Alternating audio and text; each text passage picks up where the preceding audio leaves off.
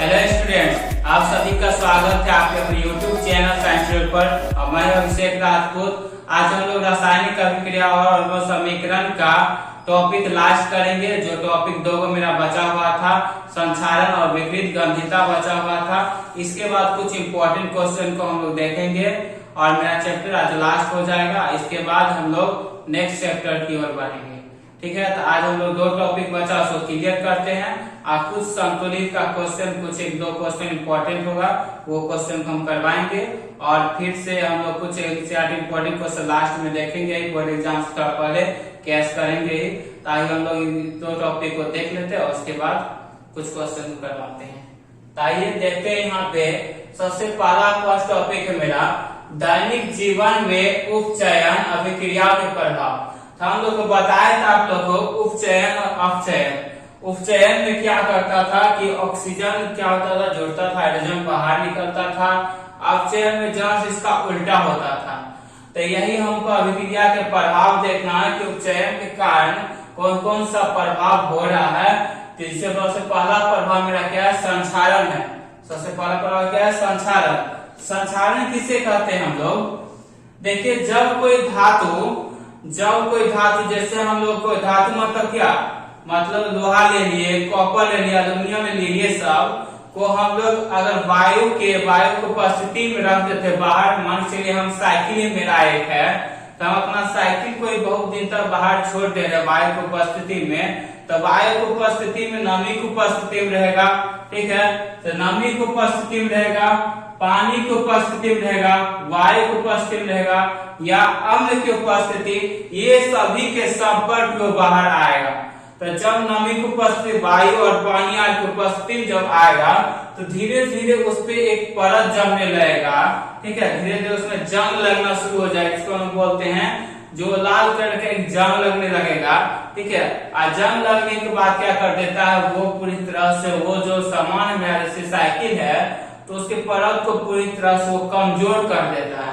ठीक है, तो हम लोग इस अभिक्रिया को, मतलब ये जो प्रोसेस है जो हम लोग देख रहे हैं, तो मतलब जब कोई धातु को आर्द्रता, वायु, पानी, अम्ल आदि के संपर्क में आता है तो धातु क्या हो, संक्षारित हो जाता है। संक्षारित का मतलब होगा उसमें जंग लग जाता है। क्या हो जाता है, वो जंग लग जाता है। तो इसी को हम लोग संक्षारण कहते हैं। आप लोग समझ गए होंगे। उदाहरण में देखिए, लोहे पर जंग लेना, लोहे का कोई सामान हम ले लेते हैं, ठीक है, उसको बाहर रख दीजिए तो वो नमी के प्रेजेंस में आएगा, उपस्थिति में आएगा, वायु की उपस्थिति में, जल की उपस्थिति में, अम्ल की, ये सब की उपस्थिति में आएगा तो उसमें जंग लगेगा, वो कमजोर बना देगा लोहा को। फिर देखिए दूसरा नंबर चांदी है। चांदी क्या हो जाता है, जंग लगने का काला परत उसपे बन जाता है। क्या बन जाता है, काला परत बन जाता है। तांबे में कौन सा परत बन जाता है, हरी परत बन जाता है। तो ऐसे ये सब क्या होता है, संक्षारण के कारण होता है। तो हम लोग वही बोलेंगे, अगर कोई वायु, पानी, अम्ल और क्या आर्द्रता, इस सब के कारण क्या होता है, संक्षारण होता है। आप देखिए, संक्षारण हो जाता है। संक्षारण होने के बाद क्या होगा, तो धातु को, जो धातु सामान था उसको पूरी तरह से वो कमजोर बना देगा, नष्ट कर देगा, अंदर से वो खोखला हो जाएगा, कमजोर, तो वो ज्यादा दिन तक नहीं टिकेगा। फिर ये सब उसका क्या हुआ, कारण हुआ, जिसके कारण वो प्रभाव पड़ रहा है। उसके बाद अगर संक्षारण को हम लोग रोकना चाहे तो रोके कैसे? सबसे पहला है कि लोग क्या करते हैं कि संक्षारण को रोकने का सबसे अच्छा तरीका क्या है कि सिंपल कोई भी हम जो धातु पे जंग लग रहा है उस धातु पे हम पेंट कर दे। अगर पेंट कर दे तो बाहर वाला जो पोर्शन है वो क्या होगा कि नमी, आर्द्रता, ठीक है, आर्द्रता को नहीं बोलते हैं, वायु, जल, ये सब के संपर्क नहीं आएगा तो उसमें जंग नहीं लगेगा। ठीक है, दूसरा प्रोसेस मेरा क्या है, ग्लैवनीकरण कर दे। ग्लैवनीकरण का क्या मतलब है, तो अगर कोई धातु है उसके ऊपर अगर जिंक का परत हम चढ़ा देते हैं तो उस धातु वाले, लोहा वाले चीज में क्या होता है, जंग लगता नहीं है। इससे हम लोग बच सकते क्या, संक्षारण से। तीसरा क्या है कि विद्युत के कारण क्या है, विद्युत लेपन द्वारा लोहे की सतह पर निकिल, कॉपर की परत चढ़ा। तीसरा क्या है, विद्युत लेपन द्वारा निकिल और कॉपर परत चढ़ाकर हम लोग उसको बचा सकते हैं। फिर चौथा कारण हम देख रहे हैं कैथोलिक रक्षण द्वारा। कैथोलिक रे होता है वो सबको हम अति करके रक्षा, उससे हम लोग रक्षा कर सकते हैं। तो ये हम लोग का था कि संचार को रोकने के उपाय, और उसके बाद संचारण किसे कहते हैं, संचारण के प्रभाव आपको बता दें क्या क्षति होता है। लोहा को क्षति कर देता है, वो किसी काम के नहीं रहता है, तेरे बर्बाद हो जाता है, सामान कर देता है। ठीक है, ये संचारण टॉपिक का बहुत इंपॉर्टेंट एग्जाम आपको इसका पूछता भी है, संचारण को कैसे रोका जा सके या संचारण किसे कहते हैं। ठीक है, अवयवीकरण क्या होता है, ये सब क्वेश्चन आपको पूछता है। इसके बाद लास्ट टॉपिक हम लोग विकृत गणिता लेते हैं, तब तक आप इसको नोट कर लीजिए। विकृत गणिता, सबसे पहले हम समझ लेते हैं कि विकृत गणिता क्या होता है। तो आप लोग देखते हो कि रोजाना जो आप खाना बनाते हैं, तो खाना जो ताजा भोजन क्या होता है, सबको प्रिय होता है। तो ताजा भोजन रहेगा तो उसका स्वाद भी बहुत अच्छा आएगा, आप लोग खाते होंगे बहुत अच्छा से, 100 से ज्यादा भी खा लेते होंगे। फिर उस भोजन को आप कुछ समय तक रख दीजिएगा, मतलब बर्तन में लेकर रख दिए, खुला छोड़ दिए, मतलब बर्तन में रख दिए भोजन को खुला छोड़ दिए, या सब्जी है कोई उसको बना दिए हम, उसको खुला छोड़ दिए, तो कुछ समय रखने का, मान के चलिए 1 दिन रख दिए या 2 दिन रख दिए, तो रखने के बाद क्या होगा कि धीरे धीरे वो भोजन जो है ताजा नहीं रह जाएगा, उसमें धीरे धीरे क्या होगा कि वो उसमें गंध आने लगेगा, गंध आने लगेगा, दूसरे जगह दुर्गंध आते रहेगा, दूसरे तरह का टेस्ट हो जाएगा उसमें, तो महकने लगेगा, कुछ ना कुछ महकने जैसा उसको गंध आने लगेगा, जिसको हम लोग बोलते हैं कि ये खाना क्या हो गया, बासी हो गया, जिसके कारण अलग अलग गंध आने लगता है, वो खराब हो जाता है, खट्टा सा हो जाता है।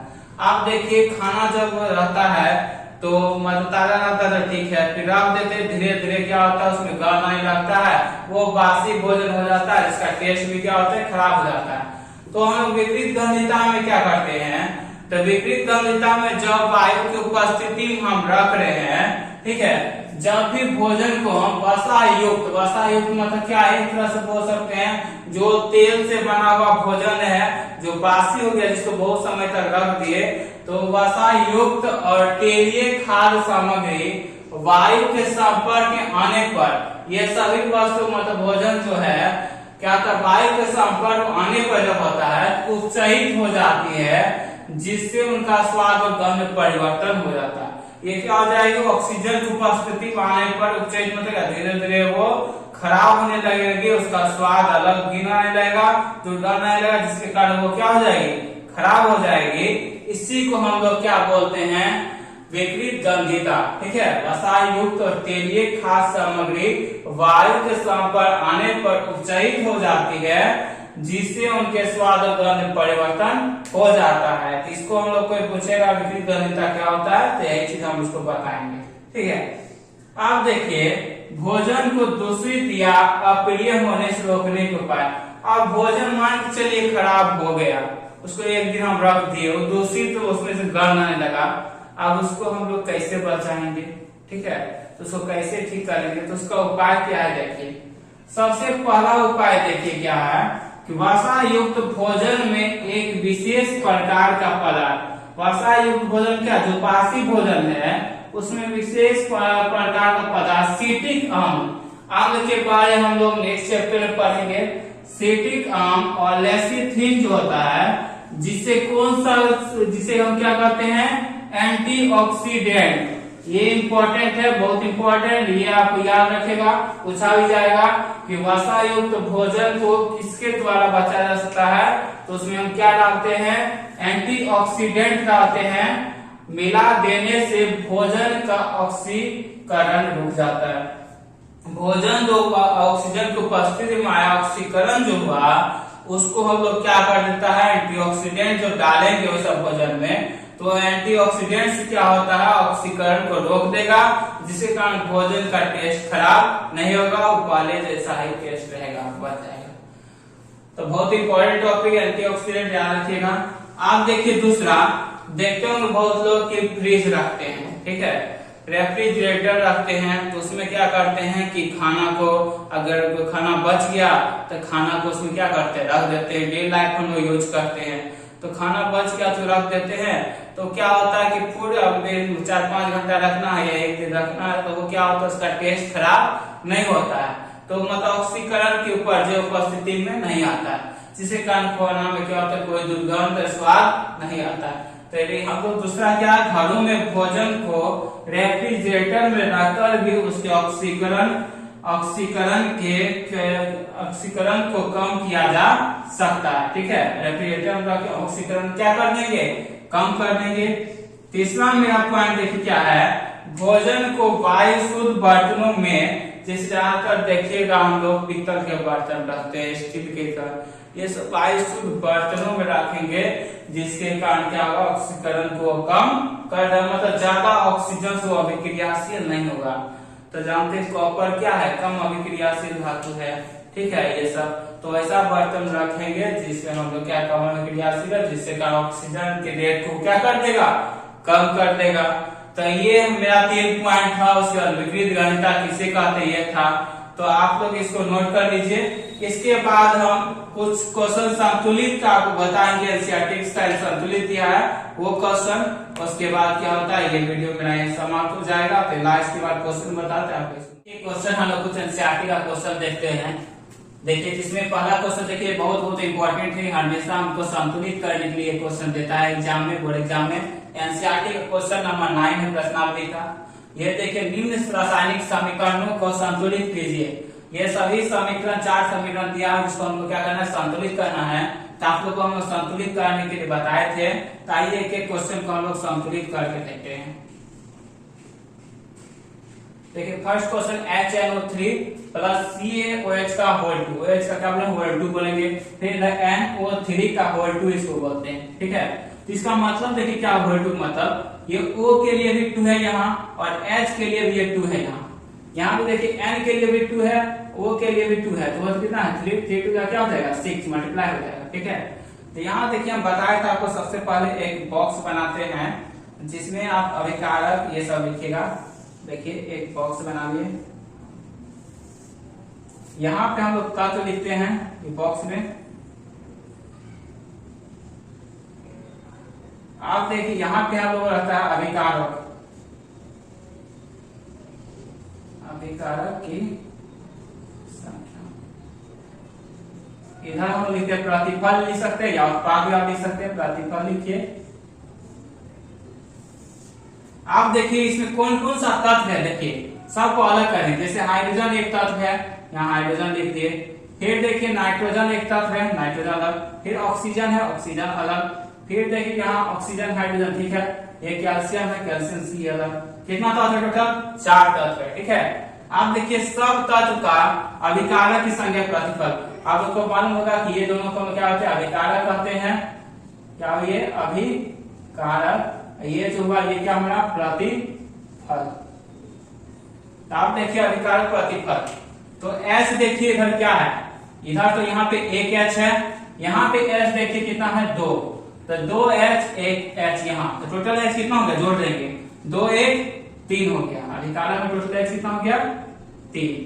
आप देखिए यहाँ क्या अभिकारक इधर देख लीजिए, सबसे पहले अभिकारक का सब लिख देते हैं। फिर नाइट्रोजन देखिए N एक ही है, इधर नाइट्रोजन नहीं है, इधर N कितना है 1, तो यहाँ 1 लिख देते हैं। फिर ऑक्सीजन देखिए कितना है, यहाँ 3 है, यहाँ कितना है 2, 3 2 5 है, 5 देखिए। फिर देखिए कैल्शियम, कैल्शियम यहाँ देखिए कितना है, एक ही है ना, तो यहाँ कैल्शियम कितना हो गया। अब आते हैं हम प्रतिफल में। प्रतिफल देखिए सबसे पहले क्या देखें, हाइड्रोजन, हाइड्रोजन इधर तो नहीं है, यहाँ हाइड्रोजन देखिए कितना है 2, यहाँ हाइड्रोजन हम लोग 2 लिख दे रहे हैं। फिर इसके बाद देखिए हाइड्रोजन बाद नाइट्रोजन, नाइट्रोजन यहाँ देखिए 2 है, होल 2 है, मतलब ये 2 इसके लिए भी है, तो नाइट्रोजन यहाँ कितना है 2 है मेरा, यहाँ भी हम लोग 2 लिख दे रहे हैं। फिर ऑक्सीजन देखिए कितना है, 3 तो नहीं कितना होगा 6, 6 ये कितना हो गया 7, ऑक्सीजन 7। फिर कैल्शियम, कैल्शियम देखिए कितना यहाँ एक ही है, तो कैल्शियम लिख दिए। अब देखिए इसमें कौन कौन बड़ा है, ठीक है, कौन कौन सा बराबर है। ये देखिए कैल्शियम बराबर है, लेकिन ऑक्सीजन बराबर नहीं है, नाइट्रोजन बराबर नहीं है, और हाइड्रोजन बराबर नहीं है। तो सबसे पहले हाइड्रोजन यहाँ देखिए है, हाइड्रोजन को बराबर करते हैं। तो हाइड्रोजन बराबर करने के लिए 3 देखिए, तो 3 और 2 कब इक्वल होगा, 3 2 6, जब दोनों का 6 का होगा तब ये बराबर होगा। ठीक है, तो दोनों देखिए अगर यहाँ पे इसको 2 से गुना कर दे, ठीक है, इसको हम क्या कर दे 2 से गुना कर दे इधर, ठीक है, और इधर क्या कर दे, इधर 3 से गुना कर दे, इधर 2 से इधर 3 से, तब क्या हो जाएगा 6 हो जाएगा। लेकिन पूरा हमको समीकरण भी देखना है किसके अनुसार करना है। आप देखिए यहाँ हाइड्रोजन अगर 2 हम लगा देते हैं यहाँ, तो यहाँ हाइड्रोजन 2 हो गया, इधर भी 2, 4 हो गया। यहाँ भी हाइड्रोजन में अगर 2 लगा दिए हम, तो ये भी हाइड्रोजन क्या हो गया 4 हो गया, हाइड्रोजन 4 हाइड्रोजन तो बराबर हो गया। आप देखिए अब इसको हम बोलते हैं अनुमान विधि, बताया था अनुमान विधि द्वारा करेंगे। आप देखिए यहाँ नाइट्रोजन 1, यहाँ नाइट्रोजन 2 है, इधर देखिए नाइट्रोजन कितना हो गया 2 हो गया, इधर देखिए नाइट्रोजन 2 है ही हो गया, ये दोनों हमको बराबर हो गया।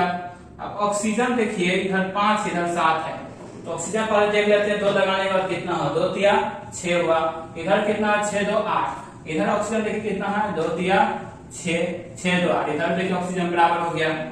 कैल्शियम देखिए इधर भी 1 इधर भी 1, ये आपका समीकरण क्या हो गया संतुलित हो गया। अब इसको संतुलित समीकरण हम लोग क्या बोलेंगे, ये संतुलित हो गया। इससे पहले ये समीकरण क्या था मेरा असंतुलित था, अब क्या करते हैं इसको लोग संतुलित। तो ऐसा ही सेकेंड वाला भी क्वेश्चन हम लोग देखते हैं, सिर्फ यहाँ पे हम लोग इसको क्या करते हैं मिटा देते हैं ये, और यहाँ पे हम लोग अभिकारक की संख्या में मिटा देते हैं, और यहाँ पे ये भी मिटा देते हैं, बाकी सब ऐसे ही दिखाएगा। अब यहाँ पे एक जगह क्या कर दिए। अब सेकेंड नंबर देखिए फिर से तत्व कौन कौन सा, पहला तो तत्व Na है, Na लिख दिए, दूसरा तत्व क्या है O है, O लिख दिए, तीसरा तत्व क्या है H है, H लिख दिए, चौथा तत्व देखिए क्या है S है, S लिख दिए, सबको अलग अलग लिखते हैं। दूसरा तत्व क्या होता है अकेले होता है। आप देखिए अभिकारक की संख्या प्रतिफल की संख्या, ये दोनों चीज लिखेंगे। आप देखिए अभिकारक की संख्या इसमें कितना है, Na देखिए कितना है, Na 1 है, इधर है कहीं एक Na नहीं है, तो यहाँ Na कितना होगा 1 ही होगा। O देखिए यहाँ 1 है, इधर O देखिए कितना है 4, 4 1 5, वो कितना हो गया इधर 5।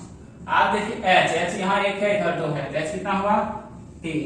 फिर S देखिए कितना है 1 है, 1 लिख दिए।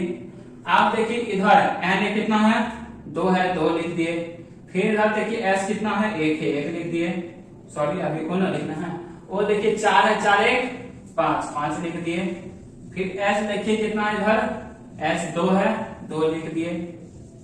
फिर देखिए S कितना है 1 है, 1 लिख दिए। आप देखिए मेरा ये S बराबर है, ये भी ऑक्सीजन बराबर है, हाइड्रोजन Na बराबर नहीं है, और हमको क्या हाइड्रोजन बराबर नहीं है, दोनों को बराबर करना है।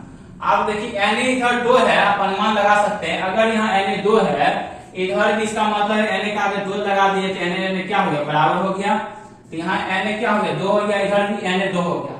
आप देखिए क्या क्या हुआ Na 2 हो गया। ऑक्सीजन देखिए बराबर नहीं था, ऑक्सीजन बराबर था, हाँ बराबर था 2, इधर 4 तो 6 ऑक्सीजन, इधर देखिए ऑक्सीजन कितना है 4 1 5 है, तो 5 ऑक्सीजन है, इधर 6 हो रहा, तो 6 करने के लिए यहाँ ऑक्सीजन के आगे भी हम 2 लगा दें, क्योंकि हम बताए थे कहीं भी यहाँ पर 2 नहीं लगाते हैं, हमेशा कोई भी यौगिक होगा उसके आगे हम लोग 2 लगाते हैं, ठीक है, कहीं भी नीचे हम लोग नहीं लगाते हैं, हमेशा आगे लगाते हैं। तो ये दोनों के लिए हाइड्रोजन भी 2 हुआ, ऑक्सीजन 2, हाइड्रोजन देखिए 4 हो गया, इधर देखिए हाइड्रोजन कितना है 2 और 2 4, हाइड्रोजन बराबर। Na देखिए 2, Na भी 2 बराबर। ऑक्सीजन देखिए 2, इधर ऑक्सीजन 4 4 2 6, इधर ऑक्सीजन देखिए 4 4 2 6 बराबर।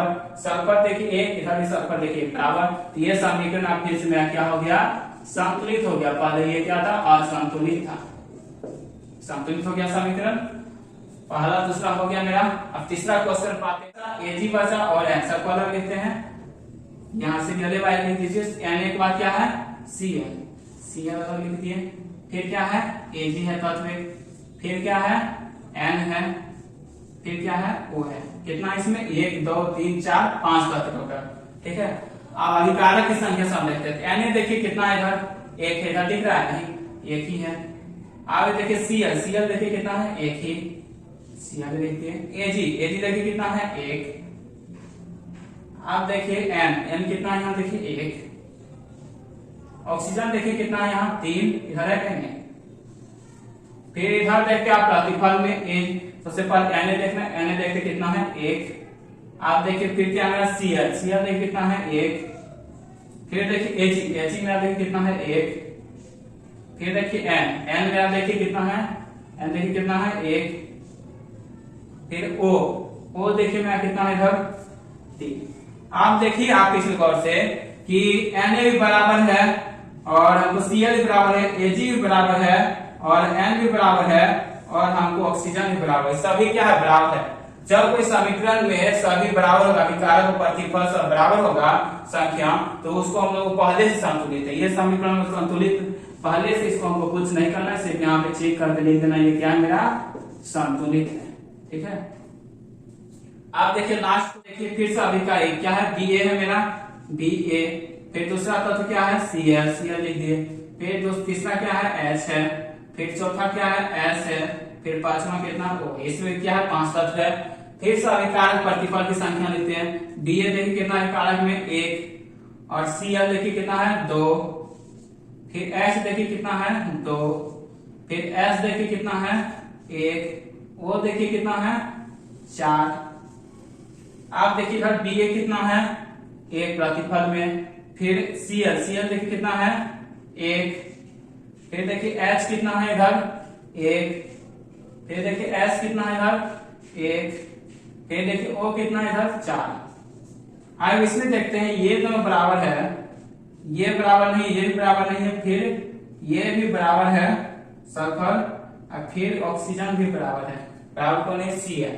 तो सी एल देखिए यहाँ तो 2 है, इसमें तो कुछ नहीं करना है, तो यहाँ सी एल को हमको बराबर करना है। सी एल में इसके आगे क्या लगा देंगे 2 लगा देंगे, तो 2 लगा दिए, सी एल तो बराबर हो गया। आप देखिए कुछ और हुआ जो सब बराबर है कि नहीं, तो सी एल बराबर हो गया, एच कितना हो गया 2, इधर देखिए एच कितना था 2 है, ठीक है बराबर है।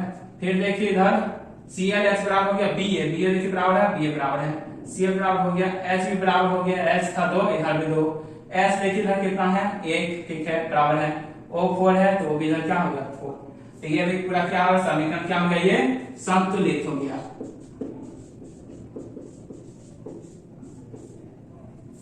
तो ये संतुलित और संतुलित का आपको क्वेश्चन था जो क्लियर हो गया। 4 क्वेश्चन था, हम चारों चैनल आपको बता दिए। इससे पहले भी आपको हम लोग कॉन्सेप्ट बताए हैं। तो ये अनुमान विधि आपको क्या होता है, इजी होता है पूरा, ये ऑब्जेक्टिव में ज्यादा क्वेश्चन आता है, आप तेजी से सॉल्व कर सकते हैं। ऐसे हम बीजगणितीय विधि को आपको बताए हैं, थोड़ा सा वो लॉन्ग जाएगा लेकिन वो भी अच्छा विधि, तो आप लोग इसको देखिए रहती है यहाँ पे, इसको नोट कीजिए और देखिए। और भी बैलेंसिंग का आप लोग क्वेश्चन लेके कुछ प्रैक्टिस कीजिएगा, जितना प्रैक्टिस कीजिएगा उतना ही अच्छा होगा। बहुत इंपॉर्टेंट टॉपिक एग्जाम आता है। तो और नेक्स्ट वीडियो के साथ हम मिलते हैं। आप लोग चैनल को लाइक सब्सक्राइब जरूर करें, ज्यादा ज्यादा शेयर करें लोगों को जो 10th क्लास के हैं, स्पेशल उसके लिए बैच स्टार्ट किए हैं। और हम लोग नेक्स्ट वीडियो में मिलते हैं नया टॉपिक के साथ। Thank you so much.